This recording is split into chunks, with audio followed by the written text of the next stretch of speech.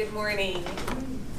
Today I'm going to share with you a couple of examples of how I have gotten out of my comfort zone, and then share with you also what that has taught me. When I think about getting out of my comfort zone, there's a couple of really specific examples that come to mind, and one of them are hiking a 14er. How many of you have hiked a 14er? All right. So for those of you who haven't and might not be familiar with the term, a 14er means a mountain that's at least 14,000 feet tall. And you can imagine, you would think there's a lot of those in the world, but there's not. There's not a lot of 14,000 foot mountains. So several years ago, probably 15 or 20 years ago, my church group we planned a trip and we're going to hike a 14er. We're all excited, we're ready to go. We drive out to Colorado. We get up at 4:30, 5 o'clock in the morning. We have breakfast because we've got to get to the trailhead by 6 a.m. And the reason this is so important, because there's one rule that you must know about hiking a 14er. It's critically important to get to the summit and back down before noon. And the reason that's so important is because clouds start rolling in and you have an increased risk of thunderstorms and lightning and getting struck by lightning. So you want to be down as quick as possible. We're starting off, everybody's all happy and great, and we're hiking along, we're going through the forest, the scenery's beautiful, and as you can imagine, the terrain starts getting more difficult, more difficult, more difficult.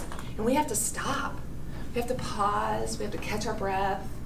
We're hiking along, and about 11:30, we get to the saddle of the mountain. So the saddle is literally a saddle between two peaks. And it's above tree line, so there's no tree, there's no protection. And it's 11 to 11:30, and I realize I can't get up and down fast enough to beat that noon timeline. And I don't want to put myself at risk, and I don't want to put my friends at risk. So I decide I'm just going to hang out in the saddle. And a couple of my other friends did the same.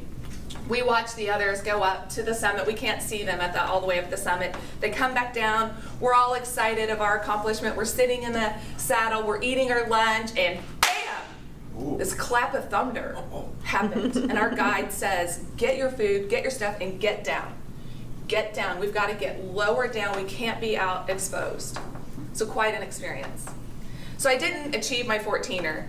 So a few years later, I decide I'm going to do this 14er. I was so close, going to do it.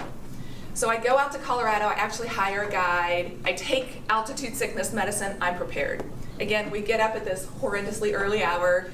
We get out, we're starting to hike. There's so many people out there. The scenery is just amazing. We're hiking along, and 15 minutes in, I'm like, I need a break.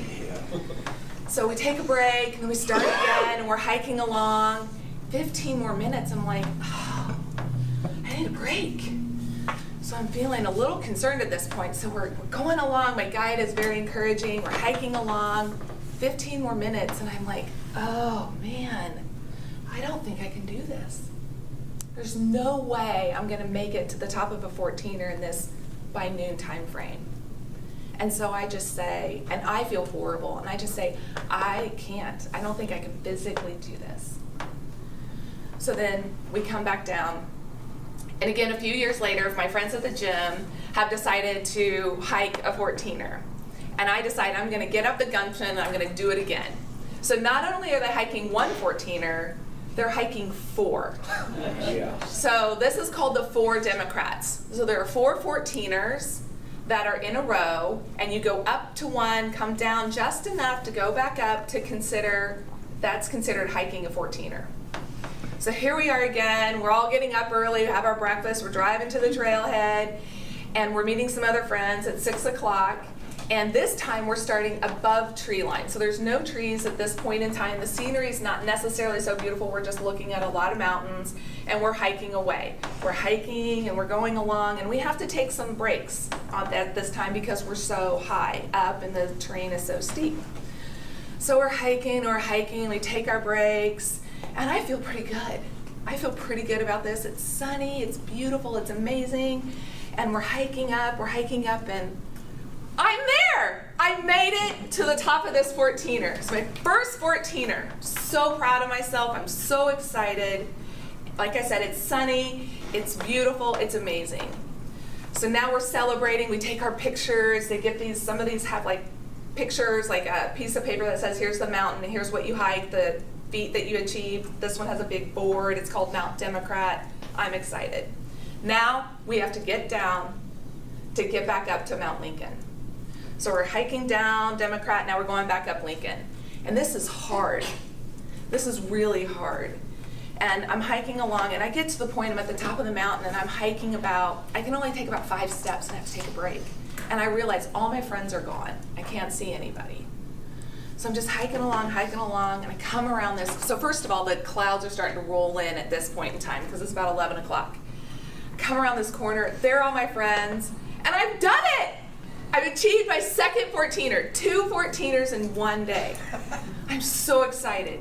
Then it starts sleeting, and our friends say, okay, we've got to get down. So no 4 14ers, just 2. What did this tell me? What did I learn?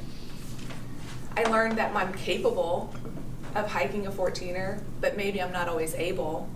I learned to listen to my body and to honor that. If I couldn't do it, I didn't feel it, don't push myself, and that's okay. Will I ever hike another 14er? I don't know, but I'll tell you, it's one of the hardest things I've ever done in my life. Thank you.